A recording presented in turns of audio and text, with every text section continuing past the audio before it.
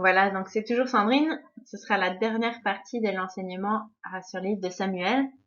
Donc on a regardé la vie de Saül dans la vidéo précédente avec son déclin en particulier. Et puis là, on va regarder un petit peu à l'Arche de l'Alliance et puis voir donc au temps de Samuel, au temps de Saül, très brièvement, et au temps de David. Et puis ensuite, on va regarder à l'alliance que Dieu fait avec David, son importance. Puis on terminera juste avec une histoire euh, et puis quelques leçons qu'on peut apprendre des différents caractères de Saül, de David et puis d'Absalom que j'ai pas vraiment mentionné dans cet enseignement, mais qui fait quand même partie, une grande partie du livre de Samuel. Alors, commencer avec l'âge de l'Alliance, un petit rappel. Donc, comme vous l'avez étudié dans Exode et dans Lévitique, avec le tabernacle, la tente, les sacrifices, l'arche de l'Alliance, ça représente donc la présence de Dieu. Dans 2 Samuel 6.2, on lit que l'arche de l'Alliance devant laquelle est invoqué le nom de l'Éternel des armées qui siège entre les chérubins au-dessus de l'arche. Donc, qu'est-ce que ça signifie? Ça veut dire que c'est le lieu où Dieu y demeure. Plus spécifiquement, c'est là le lieu où il règne. C'est son trône. Euh, en faisant revenir à l'arche à Jérusalem, donc le lieu où David y règne politiquement, il montre que il veut que ce soit là où Dieu y règne également. Donc l'arche, c'est là où il se trouve dans le lieu très saint. C'est là où Moïse y rencontrait Dieu. C'est là où il le consultait pour les décisions. C'est aussi là où Aaron, les sacrificateurs, ils venaient pour faire l'aspersion du sang le jour de la fête des expiations, donc à Yom Kippour, une fois par année. Euh, Puis l'arche, en fait, ils étaient souvent au devant du peuple quand ils se déplacent. Donc, par exemple, quand ils traversent le Jourdain, mais aussi quand ils vont à la guerre. Elle contient la loi qui représente l'arche de la, enfin, qui représente l'alliance entre Dieu et son peuple. Vous savez que quand un suzerain et un vassal, ils faisaient une alliance, il y avait un traité qui était écrit, et puis ils déposaient celui-ci dans le temple des dieux. Donc, dans le cas de Dieu et Israël, ce traité, l'étape de la loi, qui représente cette alliance, il est déposé dans l'arche de l'alliance. Donc, quand ils transportent l'arche de l'alliance devant eux pour aller à la guerre, par exemple, euh, c'est le symbole de leur alliance avec Dieu. Alors, c'est sûr que c'est une image qui est tellement belle et encourageante.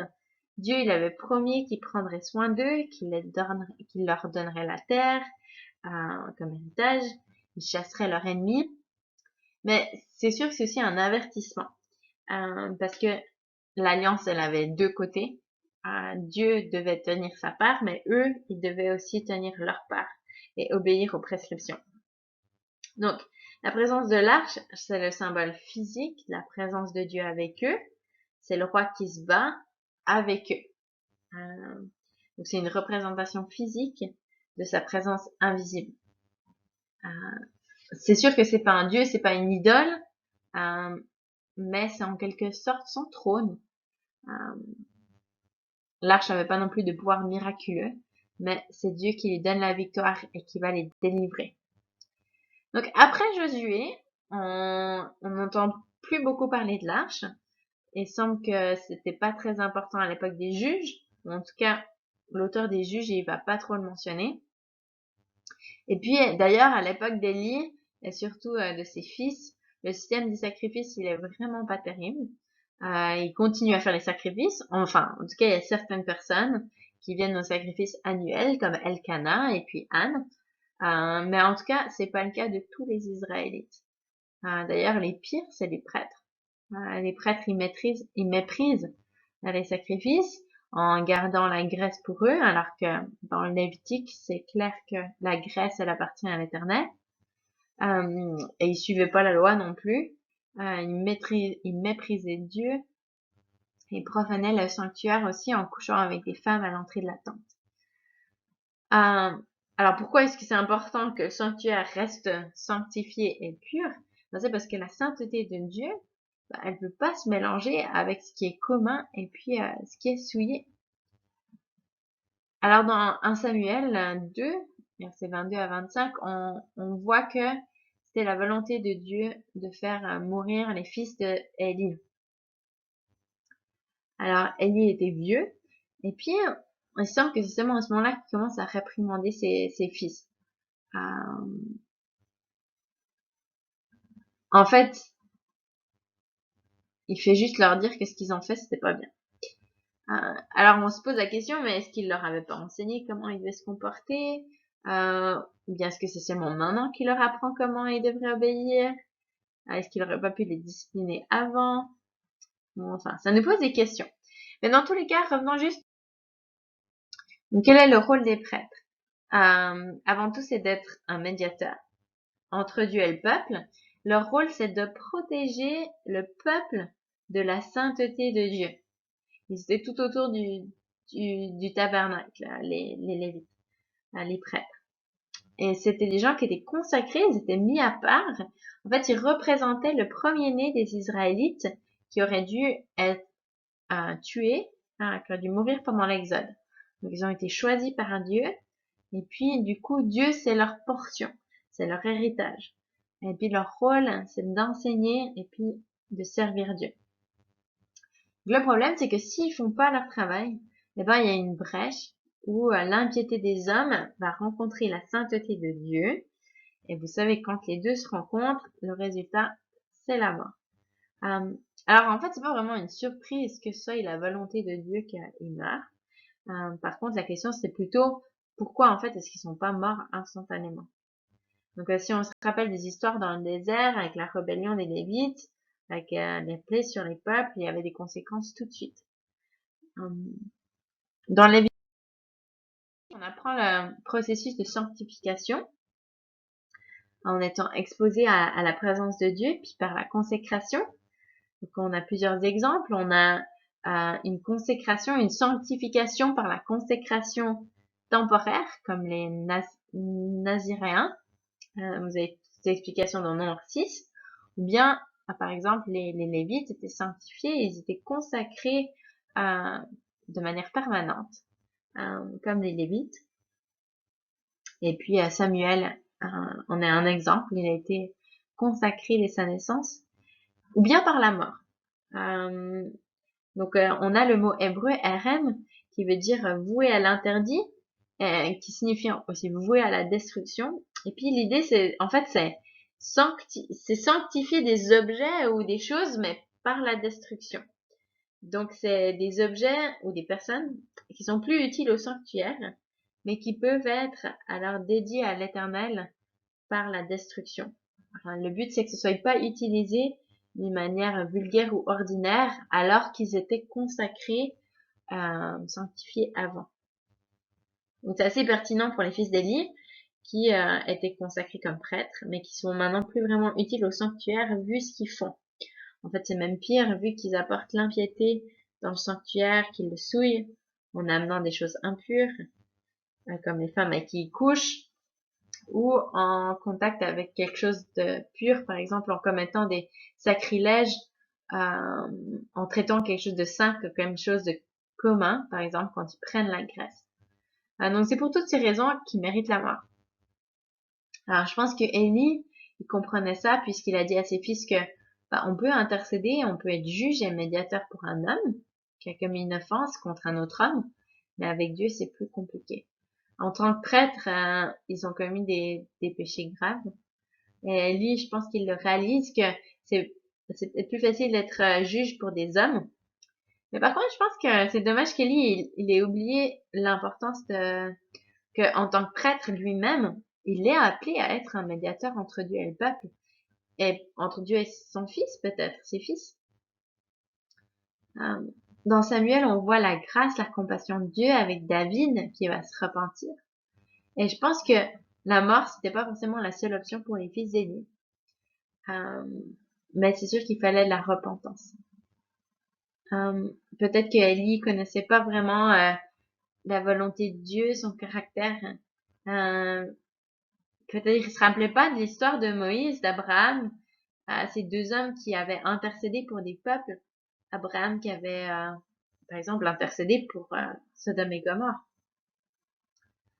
Mais peut-être aussi que simplement Élie a fait son travail, il les a confrontés, mais malgré tout, ils ont choisi de désobéir. Parce qu'on voit quand même cette responsabilité individuelle, comme on a vu avec Saül, que même s'il y a l'onction au départ, après c'est à chaque individu de continuer à obéir ou pas. Alors, c'est sûr que cette histoire, c'est un avertissement pour David, plus tard, quand il va transporter l'arche. Et puis, pour les lecteurs, Dieu, c'est un Dieu qui est saint. Et puis, du coup, il va pas laisser les gens souiller son sanctuaire pour toujours. Donc, les questions, c'est pas forcément pourquoi est-ce que il veut les tuer, mais pourquoi est-ce qu'ils meurent pas tout de suite? Alors que, par exemple, dans Nombre, on a les fils d'Aaron qui meurent dans le désert pour avoir apporté une mauvaise offrande. Ou plus tard, dans Samuel, Uza, il va mourir simplement en touchant l'arche. Alors que les fils d'Élie, ils couchent avec des femmes devant la tente, et puis ils restent en vie pendant des années. Il y a quelque temps, je lisais un livre de John Bever sur la crainte de Dieu. Et puis, l'auteur, il parlait du lien entre la gloire de Dieu, sa présence et son jugement. Et il utilisait l'exemple de Moïse et d'Israël dans le désert. La présence de Dieu, elle était là, au milieu du camp. Moïse y voyait Dieu face à face. C'était vraiment un temps glorieux. Puis du coup, le jugement, il était immédiat. Nadab et Abihu, eux, ils sont morts. Du coup, Nadab et Abihu, ils sont morts à cause de l'encens qu'ils ont apporté. Et puis, c'est sûr que ça paraît moins sérieux que l'offense des fils d'Élie, mais c'est parce que c'était dans un temps glorieux. Un autre exemple dans le Nouveau Testament, c'est l'offrande qu'Ananias et Saphira, ils ont apporté, ils ont menti, et puis du coup, ils sont morts instantanément. Alors, c'est vrai que ça semble un peu exagéré. Nous, moi, ça m'est déjà arrivé de mentir et je ne suis pas encore mort. Et l'auteur John Bever, donc, il faisait le lien entre ces temps glorieux dans lesquels il vivait avec la présence de Dieu sur terre, à travers Jésus et les apôtres, qui étaient remplis du Saint-Esprit, mais aussi le jugement du coup qui est grand, autant que la gloire est glorieuse. Les gens, ils étaient guéris, si on se rappelle du Nouveau Testament, simplement en étant en contact avec l'ombre de Pierre. Donc, on sait que c'était pas la puissance de Pierre, mais c'est vraiment la présence et la gloire de Dieu qui étaient présents. Donc, il y a sûrement un parallèle entre la présence de Dieu, sa gloire et son jugement. Mais je pense, dans le cas de Samuel, c'est aussi une manière que Dieu va utiliser pour enseigner son peuple. Quand il commence quelque chose, il montre d'une manière assez extrême qui il est, qu'est-ce qui est acceptable, et puis les conséquences aussi d'une désobéissance. Parce que s'il montre pas les standards dès le début, alors la porte elle est ouverte pour tout et n'importe quoi. Alors maintenant, si on retourne à de Élie et ses fils, le texte il nous dit la parole, donc dans 1 Samuel 3, versets 1 à 2, la parole de l'Éternel était rare en ces temps. Les visions étaient moins fréquentes. En ce même temps, Élie était couché à sa place, ses yeux commençaient à s'affaiblir. Il ne pouvait plus voir. Donc, il y a plusieurs observations qu'on peut faire. Déjà, la parole de l'Éternel était rare en ce temps-là. Moi, je pense qu'on peut voir un lien entre la parole de Dieu et sa présence. Quand la parole de Dieu, elle est rare, c'est certainement que sa présence, elle est rare aussi. À l'époque de Moïse, puis ensuite dans l'église primitive, la parole de Dieu, elle était très présente. Donc, Dieu, il parle à Moïse très souvent, il lui donne les instructions. Sa présence, elle est manifeste avec cette nuée et puis le feu. Dans le Nouveau Testament, la parole de Dieu, c'était le lien direct de Dieu, sa présence à travers Jésus, qui était la parole qui marchait sur terre. Donc, on peut voir que la parole de Dieu, elle était pas rare dans ces deux cas-là. Par contre, le fait que la parole de Dieu était rare à l'époque de Samuel a plus d'implications que simplement une indication qu'il n'y avait pas beaucoup de prophètes à l'époque. Le fait que la parole est rare montre sûrement que sa gloire l'est également. On a aussi le fait que les visions, elles étaient pas fréquentes. Les révélations du plan de Dieu, elles se font dans sa présence. Plusieurs fois, Jésus, il parle au sujet de qui lui a été révélé par le Père. Je me demande si à l'époque de Samuel, les gens ils pensaient que Dieu il était aveugle, qu'ils voyaient pas ce qui se passait dans le tabernacle. Et d'ailleurs, on a ensuite comme information pour Élie que ses yeux ils commençaient à s'affaiblir et qu'il ne pouvait plus voir. Si on compare avec Deutéronome 34 verset 7, on a Moïse était âgé de 120 ans lorsqu'il mourut. Sa vue n'était pas éteinte et sa vigueur n'avait pas disparu. Donc, je pense que c'est un contraste qui est assez intéressant. Physiquement, on a une différence entre l'homme qui passe du temps dans la présence de Dieu et Élie. Je pense aussi symbolique des visions prophétiques. La présence de Dieu donne une certaine clarté.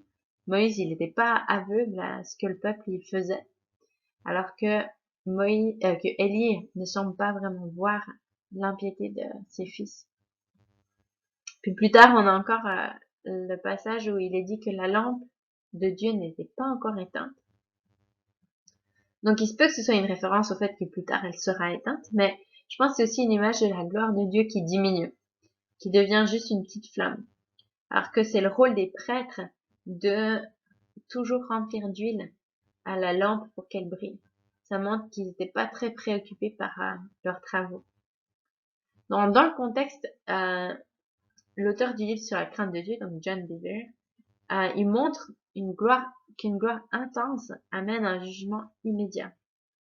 Alors que lorsque la gloire de Dieu est diminuée, où il n'y a pas la crainte de Dieu, le jugement est différé. Il est là, mais juste pas immédiat. Donc les fils d'Élie vont mourir, c'est juste une question de temps. Dieu, il n'est pas aveugle, il voit leur action. Et puis, on va le voir aussi plus tard avec les Philistins, qui vont capturer l'arche de l'Alliance. Il semble que Dieu, il n'est pas actif, il fait rien. Les Philistins, ils meurent pas. Et ils sont pas détruits en prenant l'arche. Pourtant, je suis sûre qu'ils n'ont pas suivi les instructions que Dieu avait données concernant l'arche. Mais Dieu est patient. Et puis, on voit à plusieurs moments comme il a de la grâce envers son peuple. Son but, c'est de se révéler à eux. Il veut leur donner une chance de se repentir et il sait qu'ils ont besoin de plus de temps pour connaître Dieu. Ils veulent qu'ils accueillent à nouveau, qu'ils réalisent qu'ils ont besoin de lui et qu'ils ont besoin de sa présence. Saül, on va voir qu'il n'est pas vraiment préoccupé par l'arche, en tout cas par la présence de Dieu. Pour lui, c'est peut-être plus un porte-bonheur qu'il va prendre avec lui. Il va peut-être mettre plus sa confiance dans le fait que l'arche est avec eux, mais c'est sûr qu'il n'a pas vraiment de relation personnelle avec Dieu. Il recherche pas la présence de Dieu. Lui, ce qu'il veut, c'est la victoire, puis il laisse Samuel un peu s'occuper de régler les choses avec Dieu. Donc David, lui, va prendre ce rôle beaucoup plus sérieusement. C'est sûr que quand on lit les psaumes, on voit qu'il a une relation beaucoup plus profonde et personnelle avec Dieu. Et puis ça fait toute la différence. Il parle de lui-même comme étant le fils de Dieu. Il offre des sacrifices. Il est presque prêtre selon l'ordre de Melchizedek. Il veut la présence de Dieu. Il veut que l'arche soit avec lui dans sa ville pour régner. Il reconnaît que la place de Dieu, c'est son trône, qu'il doit régner avec lui. Donc il est conscient qu'il a besoin de la présence de Dieu pour régner sur Israël. Mais quand David essaye d'amener l'arche à Jérusalem. Alors, je vais juste lire l'histoire dans 2 Samuel 6 pour nous remettre dans le contexte.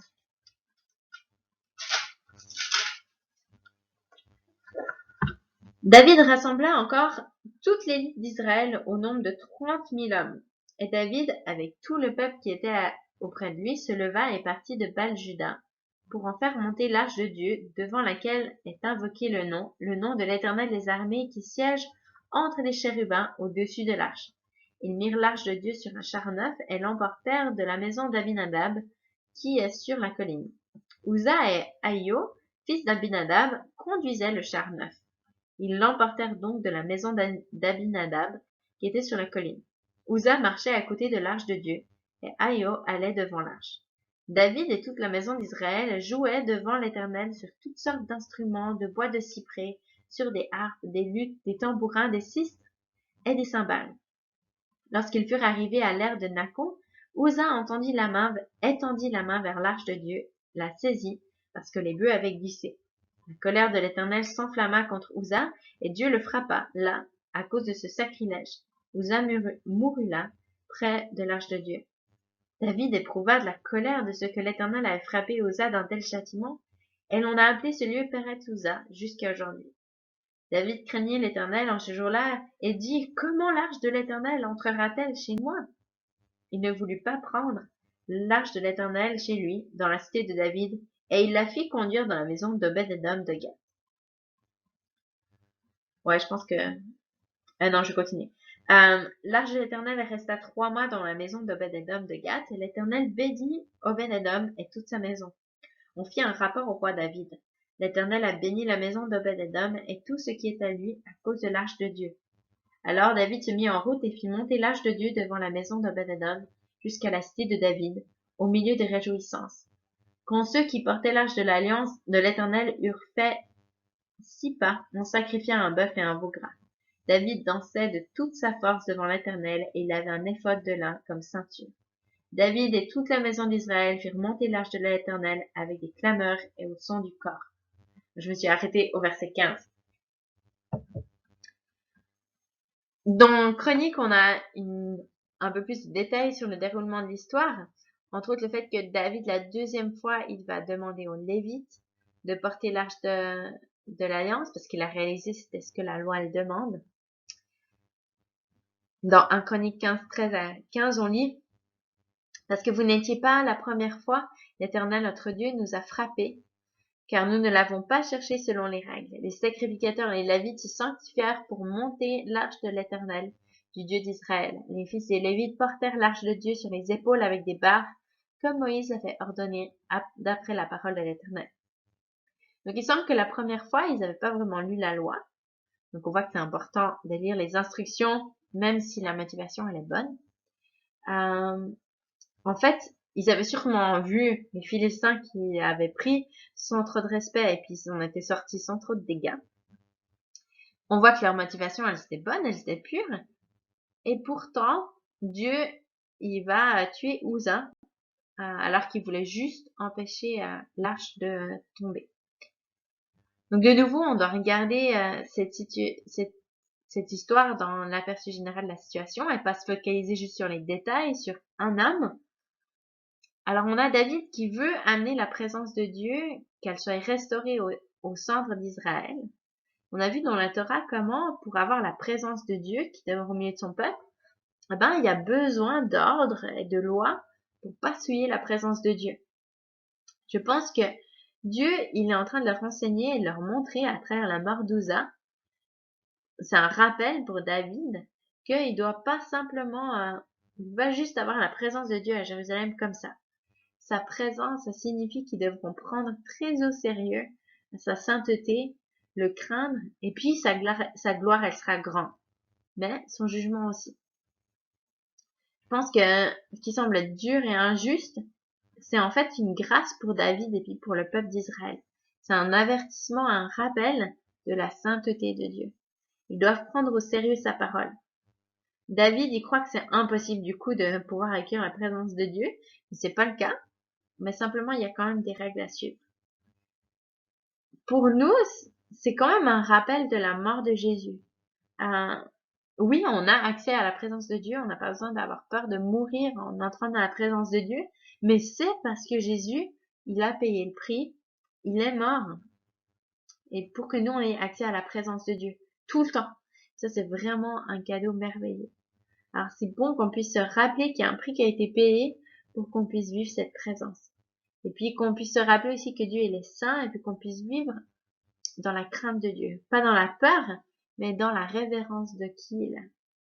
Je pense que si on veut voir plus de sa gloire, alors on doit le laisser nous sanctifier et nous transformer de gloire en gloire.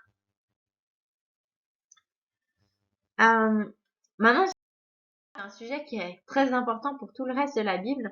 C'est donc l'alliance que Dieu va faire avec David. C'est un événement qui est clé pour Israël, pour toute son histoire, qui va continuer jusque dans le Nouveau Testament, puisque Jésus est l'accomplissement de cette alliance. c'est lui qui est, cet accomplissement de cette promesse que Dieu a fait à David. Et puis, Paul, il s'y accroche fermement à cette promesse que Dieu a fait à David. On peut le lire dans 2 Timothée 2 au verset 8. Je vais juste le trouver. 2 Timothée 2 verset 8. Qui nous dit, souviens-toi de Jésus-Christ ressuscité d'entre les morts, issu de la descendance de David selon mon évangile.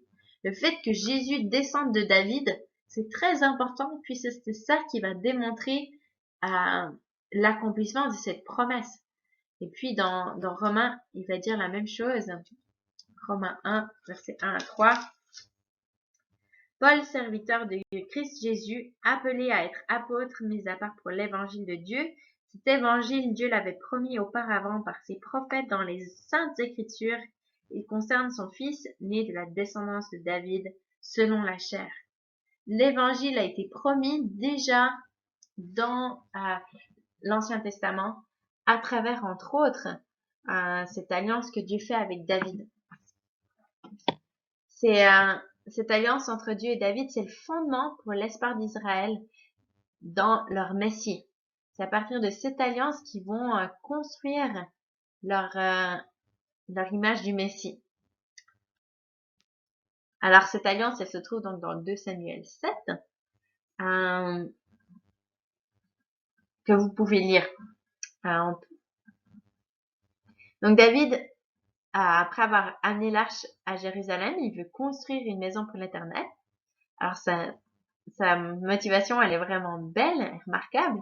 Il veut que Dieu soit honoré. Il veut pas être plus grand que Dieu. On peut penser que c'est un acte d'humilité et puis d'amour, d'adoration vers Dieu.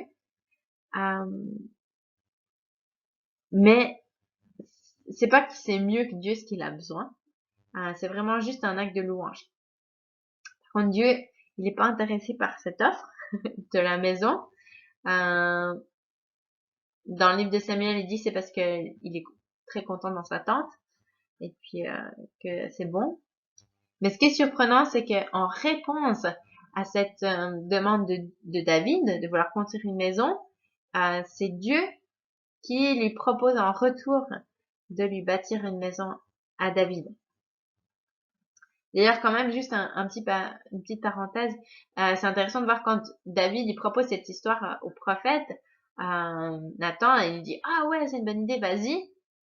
Puis Dieu il lui dit pendant la nuit il va reparler au prophète et lui dire en fait non, j'ai un autre plan. Et puis c'est important pour nous aussi que même si une idée paraît vraiment super, les motivations sont super, qu'on pose quand même la question à Dieu, qu'est-ce que toi t'en penses en fait? Parce que des fois peut-être il a une autre idée. Dans Chronique, on voit que la raison pourquoi il peut pas construire le temple, c'est qu'en fait il a les mains pleines de sang à cause de toutes les guerres. Donc oui, David il a étendu son royaume, mais à un certain prix.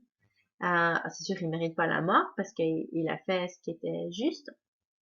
Mais il y a certaines choses par contre qu'il va pas pouvoir faire, comme par exemple construire quelque chose d'aussi saint que le temple qui sera la maison là où Dieu va pouvoir régner. Mais ce qui est beau quand même, c'est que David, il va quand même travailler à cette vision, puisque il va faciliter la tâche à son fils en commençant à amasser des matériaux pour le temple. Ça, c'est beau de pouvoir investir dans une vision que il va même pas forcément voir son accomplissement. Et ça, c'est un défi. Chaque fois que j'ai cette histoire, je me dis, tiens, mais est-ce que moi, je suis prête à investir dans une vision que je verrai pas l'accomplissement? Est-ce que c'est ça quand on voyait à l'époque les gens qui construisaient des cathédrales, ceux qui posaient les fondations, ils allaient pas voir même le résultat final. Et pourtant, ils le faisaient quand même. Alors, est-ce que nous aussi, on peut investir dans des visions qu'on verra pas forcément l'accomplissement après? Donc, cette alliance, elle a 3 parties. Elle a la partie de la terre, comme dans l'alliance qu'il y a avec Abraham et Moïse. Il y a la promesse d'une maison, qui est un jeu de mots pour David, puisque David dit qu'il veut construire une maison à Dieu, mais Dieu lui dit qu'il va lui construire une maison, qui en fait c'est le même mot pour dynastie. Donc en fait ce qu'il est en train de lui promettre, c'est une dynastie qui dure éternellement. Et ça, c'est quand même incroyable, puisque pour une terre comme Israël, qui est un endroit de carrefour où tout le monde veut passer par là au niveau des commerces, tout le monde va vouloir se battre pour avoir ce royaume. Et donc, il y a beaucoup de chances que des gens vont se battre pour essayer de détrôner la dynastie de David pour prendre la position de la terre. Donc, le fait que Dieu promette ça, c'est énorme. Et puis, il lui promet aussi un fils qui aura un trône, un royaume éternel. C'est lui qui construira le temple. Donc, c'est une alliance qui est inconditionnelle, avec seulement comme avertissement que si son fils désobéit, il sera corrigé, mais pas rejeté. Donc, c'est vraiment une alliance qui est incroyable et qui, évidemment, reflète bien la nouvelle alliance que Jésus va apporter en étant ce Fils qui amène ce royaume éternel, ce royaume qui s'étend sur toute la terre. Mais c'est sûr que ça va être difficile, surtout quand ils reviennent de l'exil. Parce que Dieu, il a fait une promesse que justement il y avait ce royaume éternel qui allait se passer à travers David. Mais comment est-ce qu'ils vont pouvoir lui faire confiance quand ils partent en exil et que après il n'y a plus vraiment un roi qui règne et même leur terre en fait elle leur appartient plus vraiment. Oui, ils y habitent, mais c'est toujours sur l'empire perse, puis grec, puis romain. Donc ils doutent vraiment avec ça. Et j'aime lire le psaume 89 qui illustre bien comment ils se sentaient. Alors, on va le lire ensemble. C'est sûr, il est assez long, mais ça vaut la peine pour mettre un peu d'émotion ok, ils ont reçu cette promesse incroyable à David, qu'il y aurait toujours un roi sur leur trône, mais quand ils le voient plus physiquement, comment réconcilier tout ça? Je chanterai toujours les actes bienveillants de l'Éternel. Ma bouche fera connaître ta fidélité de génération en génération. Car je dis, la bienveillance est bâtie pour l'éternité. Voici les cieux, en eux tu as fermé ta fidélité. J'ai conclu une alliance avec mon élu, j'ai fait un serment à David, mon serviteur. J'affermirai ta descendance pour toujours et bâtirai ton trône de génération en génération. Les cieux célèbrent tes merveilles éternelles, de même ta fidélité dans l'assemblée des saints. Qui, en effet, dans la nuit, peut se mesurer à l'Éternel? Qui est comparable à l'Éternel parmi les fils des dieux? Dieu est terrible au grand conseil des siens, redoutable pour tous ceux qui l'environnent. Éternel du désarmé, qui est comme toi, puissant, éternel? Ta fidélité t'environne. C'est toi qui domines l'orgueil de la mer. Quand ces vagues se soulèvent, c'est toi qui les apaises. C'est toi qui écrasas l'Égypte comme un cadavre, qui dispersas tes ennemis par tes bras puissants. À toi le ciel, à toi aussi la terre, le monde et ce qui le remplit. C'est toi qui l'as fondé. Je vais lire encore. Je vais pas tout lire parce que quand même c'est un peu long. Au verset 31, je reprends toujours au psaume 89. Si ses fils abandonnent ma loi et ne marchent pas selon mes ordonnances, s'ils profanent mes prescriptions et n'observent pas mes commandements, j'interviendrai contre leur révolte avec un bâton, contre leur faute par des coups, mais je ne ferai pas cesser ma bienveillance pour lui. Je ne lui ferai pas défaut dans ma fidélité, je ne profanerai pas mon alliance, je ne changerai pas ce qui est sorti de mes lèvres. J'ai juré une fois par ma sainteté, mentirai-je à David? Sa descendance subsistera toujours, son trône sera devant moi comme le soleil, comme la lune il sera établi pour toujours. Le témoin qui est dans la nuée est fidèle. C'est là qu'on va sentir le manque de confiance à partir du verset 39. Et pourtant tu as rejeté, tu as repoussé, tu t'es irrité contre ton Messie. Tu as dédaigné l'alliance de ton serviteur. Tu as profané à terre son diadème.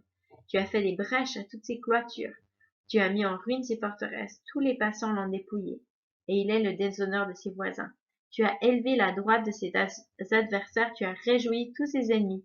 Tu as fait reculer le tranchant de son épée. Tu n'as pas soutenu dans le combat. Tu as mis un terme à son éclat. Tu as rejeté son trône à terre. Tu as abrégé les jours de sa jeunesse. tu l'as couvert de honte. Jusqu'à quand, Éternel, te cacheras-tu sans cesse, et ta fureur s'embrasera-t-elle contre le feu?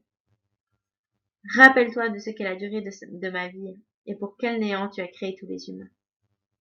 Quel est l'homme qui peut vivre et ne pas voir la mort, ou faire échapper son âme à l'emprise du séjour des morts? Où sont, Seigneur, tes actes bienveillants d'autrefois, ceux que tu as jurés à David sans ta fidélité? Souviens-toi, Seigneur, du déshonneur de tes serviteurs. Souviens-toi que je porte en mon sein tous les peuples nombreux. Éternel, souviens-toi de tes ennemis déshonorent. Ils déshonorent les pas de ton Messie. Donc, on voit qu'il y avait vraiment, tout d'un coup, une confrontation avec la réalité. Il y a les promesses que Dieu a fait à David, et la réalité est que il y a ce déshonneur, il y a toutes ces choses-là. Pourtant, tous les prophètes aussi s'étaient appuyés sur cette espérance, que ce soit Amos qui dit que un jour il va relever la cabane chancelante de David, la maison de David, il va la relever, il va lui réparer les brèches. Dans Jérémie, il va aussi parler comme quoi il peut pas oublier l'alliance qu'il a faite avec David. C'est un de mes passages préférés, je vous encourage à le lire. Dieu, il est fidèle. Et puis pour nous, c'est facile de voir qu'il est fidèle à ses promesses, vu que on connaît la suite de l'histoire. On sait que 400 ans après que le psaume 89, un peu plus de 400 ans après que le psaume 89 a été écrit, il y a Jésus qui est arrivé et qui est l'accomplissement de ses promesses et que Dieu les a pas abandonnés. Mais pour eux, c'est difficile dans ce temps de silence, dans ce temps où leurs circonstances leur dit exactement le contraire des promesses. Et je pense que pour nous, c'est aussi un défi de dire, ok, comment est-ce qu'on vit quand on voit pas l'accomplissement des promesses que Dieu nous a fait, quand on les voit pas tout de suite? Est-ce qu'on arrive à continuer de faire confiance que un jour, Dieu va les accomplir? Un jour, Dieu va y répondre. Et on peut s'accrocher à la promesse que Dieu a faite à David, puisque nous, on voit son accomplissement à travers Jésus. Et quand on se sent comme ces peuples, comme le peuple d'Israël qui dit, mais où sont tes promesses que t'as fait? Nous, on sait qu'il a répondu à Israël, on sait qu'il va répondre à nous aussi. Alors qu'on puisse s'accrocher aux promesses que Dieu il a fait, en sachant qu'il va les accomplir.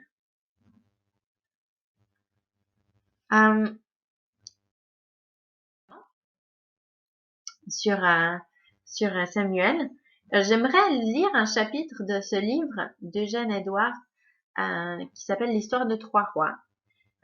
C'est une mise en scène, c'est une interprétation, c'est absolument pas la vérité, c'est pas ce qui s'est vraiment passé, mais je trouve que c'est une interprétation très intéressante qui nous aide de nouveau à s'engager dans le texte avec nos émotions, en se mettant dans la peau de David entre autres, et puis ça nous donne un bon résumé, je trouve, un bon exemple de comment est-ce qu'on peut être un leader. Est-ce qu'on va suivre l'exemple de Saül, ou est-ce qu'on va suivre l'exemple d'Absalom, ou est-ce qu'on va suivre l'exemple de David?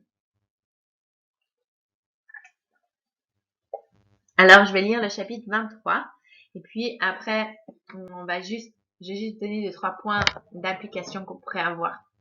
Alors que je lis, je vous encourage à vous imaginer vraiment cette scène, à vous mettre dans la peau de David, des lecteurs. Donc comme je le rappelle, c'est une interprétation, je suis pas en train de lire la Bible, mais je trouve juste intéressant.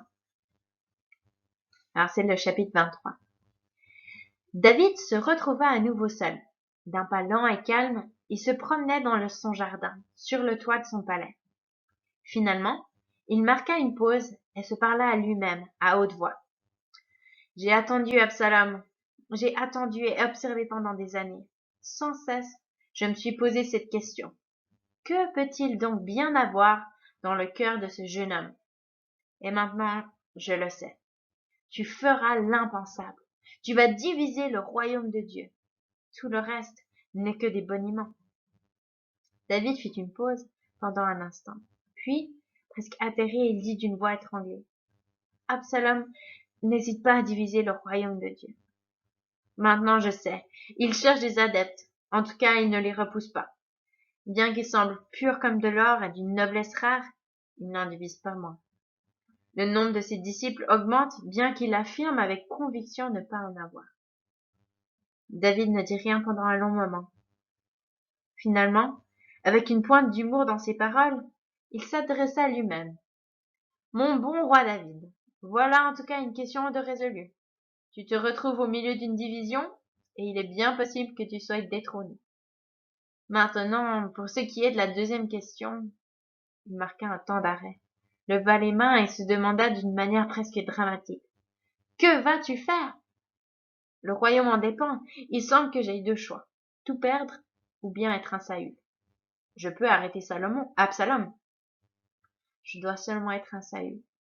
Vais-je maintenant devenir un Saül dans mes vieux jours? Je sens que le Seigneur lui-même attend ma décision. Vais-je maintenant devenir un Saül? Se demanda-t-il à nouveau, mais cette fois à haute voix. Une voix venant de derrière lui répondit. Bon roi, il ne fut pas un David pour vous. David se retourna, c'était Abishai qui s'avançait sans s'être annoncé. Décidément, cette terrasse est bien animée, railla David. Pardon, monsieur? Demanda Abishai. Rien du tout. Les visiteurs n'ont pas manqué aujourd'hui, un jour où plutôt j'aurais choisi la solitude. Que disais-tu? En fait, que disais-je? Vous disiez, serais-je un Saül envers Absalom? Et j'ai répondu, il n'a pas été un jeune David envers vous. Jamais je n'ai défié Saül.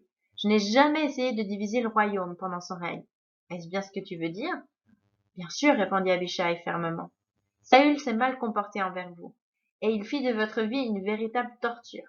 Vous avez répondu seulement avec respect et avez souffert sans rien en révéler à personne. Tout le mal n'est venu que d'un côté. Tous vous ont accablé. Pourtant, vous auriez pu diviser le royaume et probablement renverser Saül. Au lieu de faire cela, vous avez quitté le royaume. Vous avez pris la fuite plutôt que de causer la division. Vous avez risqué votre vie pour l'unité et n'avez rien dit face à toutes ces injustices. Vous aviez plus de raisons de vous révolter que tout homme dans l'histoire de ce royaume ou d'aucun autre qui ait existé ou existera jamais. Absalom a dû faire de gros efforts pour dresser sa liste d'injustices dont peu sont vraiment importantes. Absalom a-t-il jamais agi de la sorte? Montra-t-il du respect envers vous? Chercha-t-il à sauvegarder l'unité du royaume? Refusa-t-il de parler contre vous? Rejeta-t-il toute adepte? Quitta-t-il le pays pour empêcher son déclin? Absalom montra-t-il du respect? Absalom souffra-t-il la souffrance en silence? Les mauvaises choses retombèrent-elles sur Absalom? Non, il est simplement pur et noble. Les dernières paroles d'Abishai étaient mordantes. Ensuite, il continua d'un ton encore plus solennel. Ces plaintes sont insignifiantes, comparées à vos justes griefs contre Saül. Jamais vous n'avez maltraité Saül et jamais, d'aucune manière, vous n'avez été injuste envers Absalom. David l'interrompit avec un sourire. Il me semble que j'ai un don pour provoquer sans raison la haine des jeunes et des vieux. Dans ma jeunesse, les vieillards m'attaquaient, et maintenant que je suis âgé, les jeunes m'attaquent. Quel exploit remarquable! Je veux dire que tout simplement, Absalom n'est pas un David. C'est pourquoi je vous pose cette question. Pourquoi n'arrêtez-vous pas cette rébellion? Arrêtez-le donc, le misérable. Prudence, Abishai. Rappelle-toi qu'il est aussi un fils de roi. Il ne faut jamais médire d'un fils du roi. Bon roi, je vous rappelle que pas une fois vous n'avez jeté la lance ou l'épée contre Saül. Je me répète, Absalom parle contre vous nuit et jour. Un jour, peut-être bientôt, il se lèvera une armée contre vous. Que dis-je? Une nation? 7 nations? Absalom n'est pas David. Je vous conseille de l'arrêter. Abishai, tu me demandes de devenir un Saül, répliqua David. Non, je dis qu'il n'est pas un David. Arrêtez-le. Et si je l'arrête? Serais-je encore un David? Demanda le roi qui jeta sur Abishai un regard perçant. Abishai, pour l'arrêter, je dois devenir soit un Saül, soit un Absalom. Mon roi et mon ami, je vous parle en toute amitié. Je pense parfois que vous êtes un peu insensé. Oui, je vois pourquoi, gloussa David. Cher roi, Saül était un mauvais roi. Absalom est en quelque sorte une jeune réincarnation de Saül. Vous êtes le seul à rester constant. Vous resterez à jamais le berger au cœur brisé. Dites-moi honnêtement, que comptez-vous faire? Ah, jusqu'à présent, je n'étais pas sûr. Je suis néanmoins certain d'une chose maintenant. Dans ma jeunesse, je n'étais pas un Absalom. Dans mes vieux jours, je ne serai pas un Saül. Tu as dit toi-même que dans ma jeunesse, j'étais un David. J'entends rester un David dans mes vieux jours, même si cela doit me coûter un trône, un royaume ou peut-être ma tête. Abishai resta silencieux pendant un moment. Puis, lentement, il parla pour voir s'il avait bien compris la signification de la décision de David. Vous n'étiez pas un Absalom, vous ne deviendrez pas un Saül. Monsieur, si vous ne voulez pas arrêter Absalom, je suggère que nous nous apprêtions à évacuer le royaume, car Absalom régnera très certainement. Seulement dans la mesure où le roi Saül a tué le jeune berger, répliqua le vieux roi dans sa sagesse. Que voulez-vous dire? Demanda Abishai surpris. Réfléchis un moment. Un jour, Dieu délivra un berger sans défense de la main d'un roi puissant et fou. Il peut encore délivrer un vieux roi de la main d'un jeune rebelle ambitieux. Vous sous-estimez votre adversaire, rétorqua Abishai.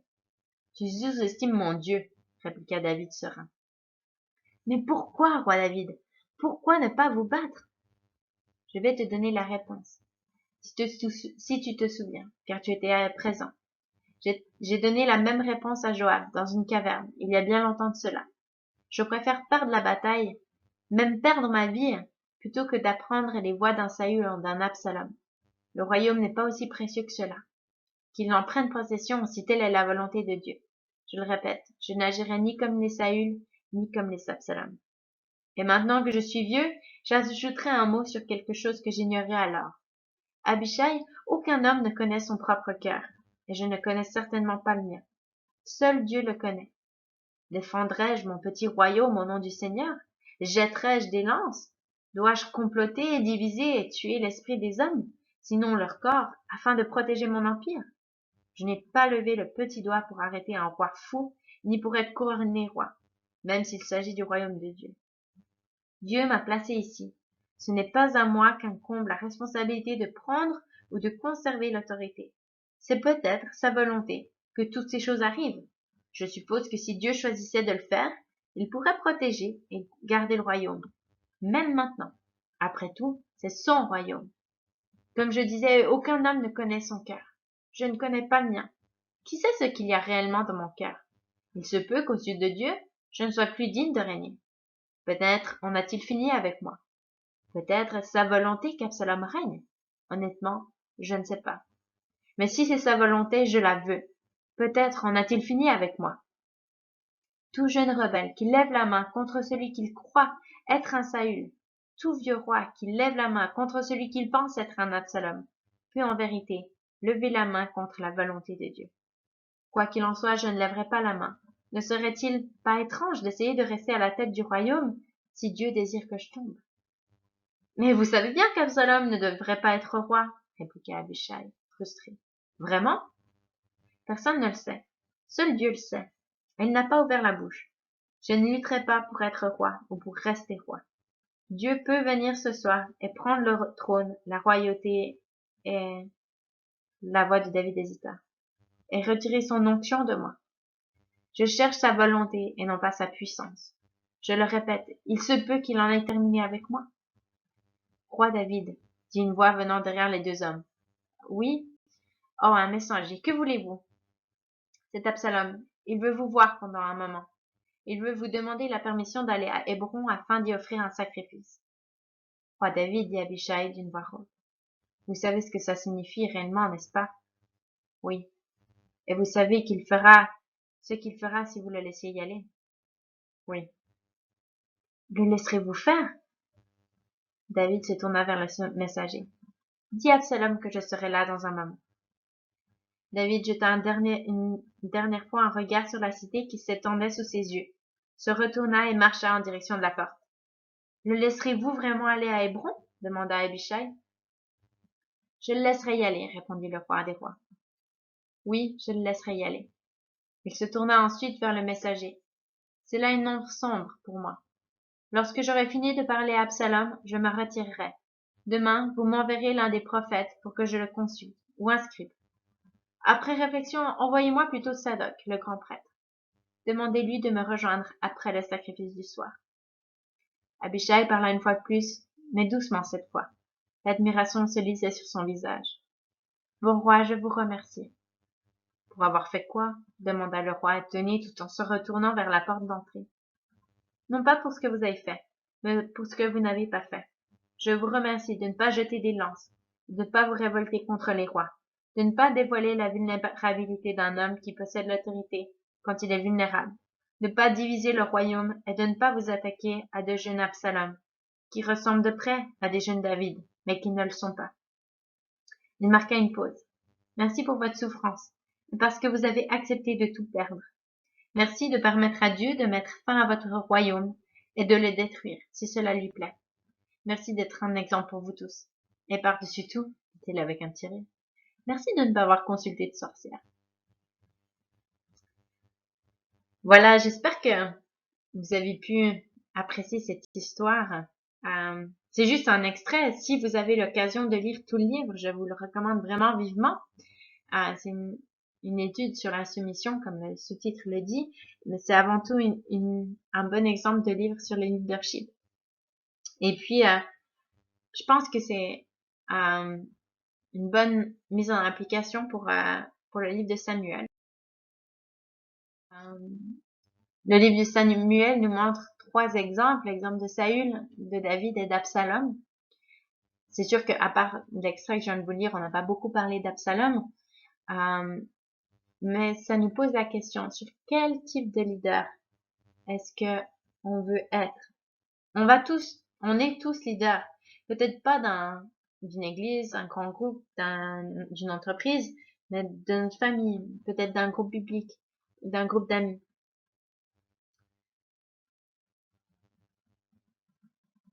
Donc, quel genre de leader est-ce qu'on va être? Puis si on n'est pas un leader, on est de toute façon sous un certain leadership. Alors comment est-ce qu'on va réagir sous un leadership, même s'il est oppressant, qui ne voit pas nos dons, qui nous encourage pas? Qu'est-ce qu'on fait si on se considère qu'on serait un bien meilleur dirigeant? Est-ce que on va être des Saül et puis jeter des flèches en critiquant, en ayant du commérage, de l'amertume, de l'apitoiement? Ou est-ce qu'on sera un Absalom et créer une division avec des bonnes motivations, bien sûr, et se monter notre propre royaume? Qu'est-ce qu'on fait quand on est face à des injustices? Quand notre situation elle est injuste? Est-ce qu'on va tirer des flèches pour se protéger? Ou est-ce qu'on va créer la division et chercher des gens qui vont nous comprendre et qui vont nous soutenir dans notre injustice, qui vont nous suivre? Est-ce qu'on va essayer d'intimider notre adversaire? J'aime cette citation du livre où il y a Abishai qui dit « Tu sous-estimes ton adversaire ». Et puis David lui répond « Tu sous-estimes mon Dieu ». Ce qui continue de m'impressionner dans la vie de David, c'est sa confiance en Dieu, peu importe. Ses circonstances n'ont pas d'importance. Ce qui compte pour lui, c'est pas d'être roi, c'est pas de rester roi, mais c'est d'obéir à Dieu et de le suivre, peu importe son statut. C'est sûr que pour moi, c'est des fois difficile. Des fois, ça me frustre de lire ces histoires dans Samuel, parce que j'ai l'impression que c'est la solution de facilité. Abandonner, rien faire, être passif, c'est facile. Oh, si Dieu il veut, il le fera. Pour moi, ça paraît des fois comme David, il est faible. Pourquoi il se bat pas? J'aurais envie d'avoir les mêmes réactions qu'Abishai. Pourquoi est-ce qu'il bat pas? Pourquoi il se résiste pas à l'ennemi? Après tout, il a tué 10 000 Philistins, non? C'est difficile parce que moi, des fois, enfin, parce que je crois que je suis une guerrière et puis que ça fait partie de mon identité, que ce que Dieu il a créé en moi, que je dois pas abandonner, j'abandonne pas facilement, je me bats pour ce que je veux, ce que je crois. Mais quelle est la limite où je me bats et quand je dois laisser la place, le contrôle à Dieu? C'est ce qui me défie chez David. Il connaissait Dieu, il lui faisait confiance totalement, puis il savait que il savait quand il devait se battre qu'il aurait la victoire, et quand il devait aussi juste s'abandonner à Dieu et puis lui faire confiance. Quand il devait laisser Dieu faire ce qu'il avait à faire. et pas essayer avec ses propres forces. Puis toujours avec cette, c'est vrai que j'aime cet aspect du livre. C'est sûr, c'est une interprétation, mais du fait que pourquoi David il va pas contre Absalom, c'est qu'en fait il est pas sûr que Dieu ait pas retiré la royauté de lui. Et David il sait, il a péché contre Dieu, il sait qu'il est faillible, il est conscient que c'est un pécheur. Et puis du coup, il est conscient que c'est une grâce de pouvoir faire ce qu'il fait et pas un dû. Et puis ouais, aussi en tant que leader, c'est important de toujours garder cette humilité, de se dire, ok Seigneur, qu'est-ce qu'il y a dans mon cœur? Moi, je connais pas ce qu'il y a dans mon cœur, mais révèle-le-moi. Révèle-moi à ces endroits où je suis aveugle à mon orgueil, à mon indépendance, à mon désir de gloire, à, à ouais, au contrôle ou autre. David, il dit dans le livre, je cherche sa volonté, pas sa puissance. Combien de fois est-ce que je pense que je cherche sa volonté, mais qu'en fait je cherche le contrôle, je cherche la puissance parce que je veux le pouvoir sur la situation que je contrôle pas. Mais pourquoi est-ce que je veux contrôler? C'est parce que j'ai peur. Et pourquoi est-ce que j'ai peur? Parce que je fais pas confiance en Dieu. Donc chaque fois que j'ai envie du pouvoir plutôt que de faire la volonté de Dieu, c'est un rappel de faire confiance que sa volonté elle est bien meilleure. Alors ouais, alors que vous continuez votre étude de Samuel, alors que vous observez les exemples à suivre ou à ne pas suivre de Samuel, de David ou d'Absalom, que vous puissiez laisser le Seigneur sonder vos cœurs et mettre en évidence les choses qui veut restaurer, qui veut mettre en lumière, qui veut faire pour faire de vous le leader qu'il veut que vous soyez. Alors, je vais juste terminer en priant. Merci Seigneur pour le livre de Samuel. Merci pour les vérités que tu nous as transmises à travers ce livre. Je prie pour que tu puisses nous parler, tu puisses transformer nos cœurs, nous toucher, et puis qu'on puisse être la meilleure version de nous-mêmes qu'on puisse être, que tu puisses continuer de nous sanctifier, qu'on puisse être rapide quand tu nous convaincs de péché à simplement venir devant toi en repentance comme David l'a fait, en sachant que tu nous accueilles et puis qu'on n'essaye pas de t'acheter par nos actes religieux, mais qu'on puisse simplement faire confiance que Jésus a payé le prix et que ça suffit et recevoir ton pardon. Et puis Seigneur, donne-nous de la grâce envers nos leaders, qu'on ne soit pas des Saül qui jettent des lances, qu'on ne soit pas des Absalom qui créent la division, mais qu'on puisse se soumettre à toi, même si ça nous amène dans la souffrance, comme Jésus s'est soumis à toi, malgré toutes les souffrances qu'il a traversées. Seigneur, merci parce que tu nous accompagnes dans notre marche de tous les jours. Et je prie que tu bénisses chacun des étudiants qui écoutent cet enseignement alors qu'ils terminent leur devoir. Dans le nom puissant de Jésus. Amen.